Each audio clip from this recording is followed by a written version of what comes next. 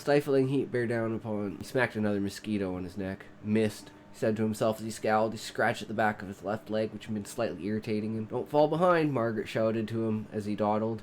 "Oh, don't worry. I'm just putting distance between us." They both laughed. John was a sturdy man, not that tall, but he could hold his own with a machete in the jungle. His tan camo shirt and cargo pants were bleeding through with splotches of his sweat as he reached into his pack and grabbed some lotion. "These bugs won't leave you alone, whether it's garlic or gasoline," he admonished as he slapped some sort of liquid across his neck and cheeks. "One day you'll be glad you're here. If you want to keep this type of acceleration up," Jordan, the leader of the expedition group, spoke abruptly. "Next year's tour is to the Arctic." Margaret grinned back at John as she trailed behind Jordan. "Don't make us stop on your account, John." Randy, the lumberjack, with his puffing chest and bulging arms, swinging his machete, and tore the jungle as if butchering an animal. Him and Jordan were hard-pressed to make a path for the rest of the group. John had taken this time for his selfish rest. Still, his leg was beginning to sting, not just itch anymore. He winced as he walked slowly. The sun was starting to hit the horizon, or what was visible of it through the dense overbrush of the tangled trees. "Let's make camp here," Jordan said, as he sat down on a makeshift stump for a breather. It had been almost 7 hours of hiking. Today was the catch-up day. Whatever timing they had lost for the last 4 days, they had to make up at this point of the journey, or they would run out of supplies before the end. John walked into the camp several minutes after the stove and kettle had been set up. "I think there's something wrong with my leg," he protested as he felt the pain getting worse. "Feels like a pimple, but it hurts like a sea siren song. Can you take a look at this, Maggie?" Margaret rolled her eyes and beckoned him over to the cot she was sitting on. "Lay down here, lift up your shorts, let's take a look." "Whereabouts is it?" She tried to hide her face as she stared down at the swollen red veiny mass appearing as if it was trying to press out from within. "Hey, don't make that face. I've seen that shit before, woman," he half joked as he sat back. "Shut up, you fool." She scoffed as she left the tent for a few moments. She returned with Jordan. They both looked down at him with sullen faces. "John, I'm sorry to say this, but I'm afraid that might be a botfly larva. I've seen them before, and this is honestly not looking good.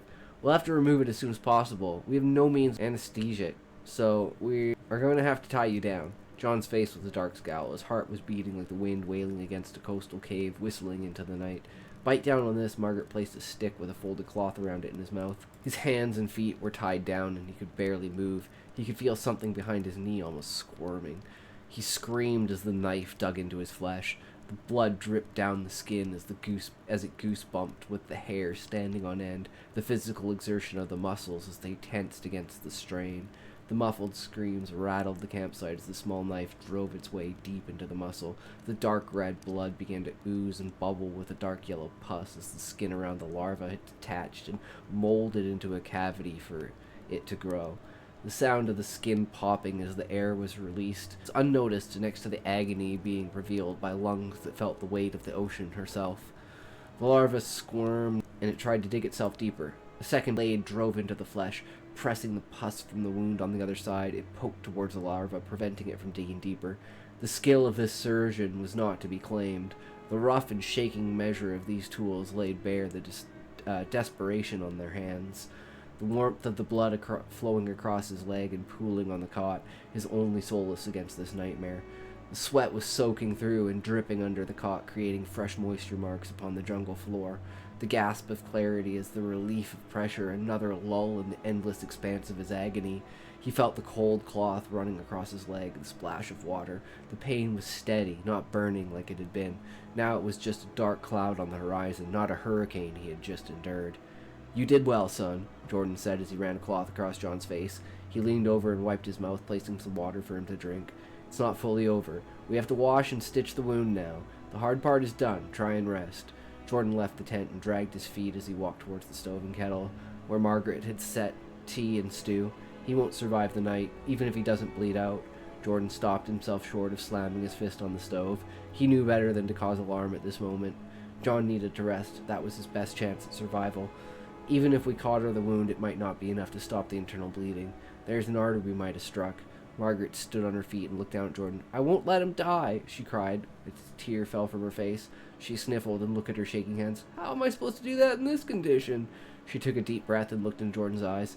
"I have to at least try." She looked over at the tent and began to approach it. "Maggie, is that you?" Shaky, low voice whispered as she knelt down beside him.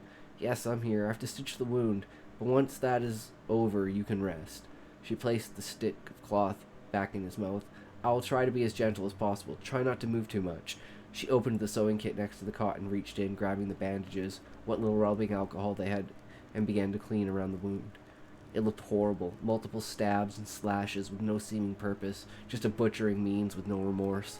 She pressed the flaps of skin together as she dabbed the blood away. The flexing of muscle pulled the skin taut and it split the seam.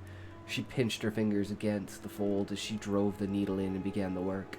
Her hands were covered with blood, but it seemed to be at the end of its line. She dabbed and rubbed the cloth gently across the broken, mismatched stitches.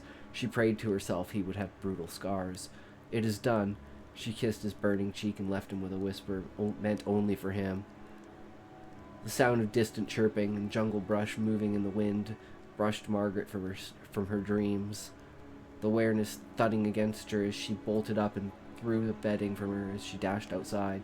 The men were gathered around the tent in the barely visible light of the newborn dawn.